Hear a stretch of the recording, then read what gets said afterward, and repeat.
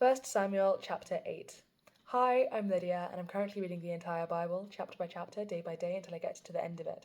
I started in James, and now I'm in 1 Samuel, so, made moves. I did skip over Deuteronomy and Numbers because the Pentateuch was getting a bit long, but I will return in due course. Aside from that, let's jump into why you're here, which is 1 Samuel chapter 8. Israel asks for a king. When Samuel grew old, he appointed his sons as judges for Israel. The name of his firstborn was Joel, and the name of his second was Abijah, and they served at Beersheba. But his sons did not walk in his ways. They turned aside after dishonest gain, and accepted bribes, and perverted justice. So all the elders of Israel gathered together, and came to Samuel at Ramah. They said to him, "You are old, and your sons do not walk in your ways. Now appoint a king to lead us, such as all the other nations have."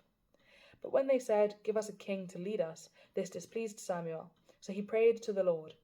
And the Lord told him, "Listen to all that the people are saying to you.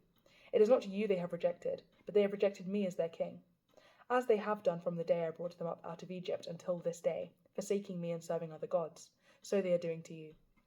Now listen to them, but warn them solemnly, and let them know what the king who will reign over them will do."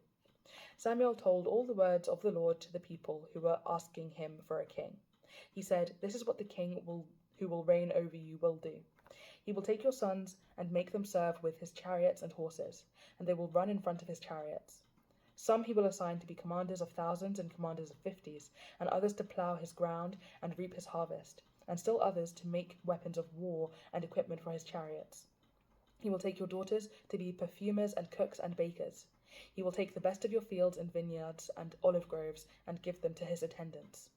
He will take 1/10 of your grain and of your vintage and give it to his officials and attendants.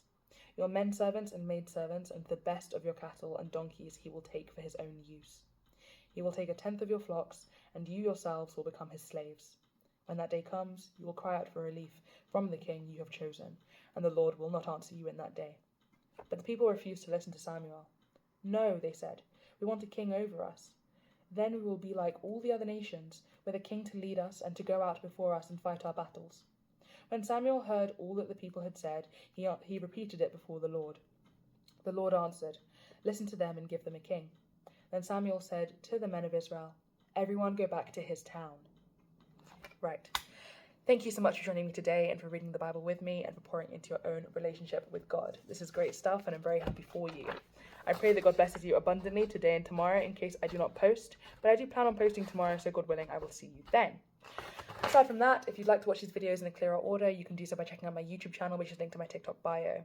There are playlists in French, Spanish, and English, which are dedicated to each book of the Bible, which I have covered, starting in James and ending up here in 1 Samuel, and I will continue to do so, God willing. I did skip over Deuteronomy and Numbers, as you know, but I will return to them soon. I'm not fluent in French and Spanish, but I do hope to be in the future, and God willing, I will get there, so bear with if you are fluent in those languages and you do want to support. Anything helps, but just don't expect the world because I'm really not there yet. Yeah, cool. Anyways, God bless, and God willing, I'll see you whenever I next see you. Bye.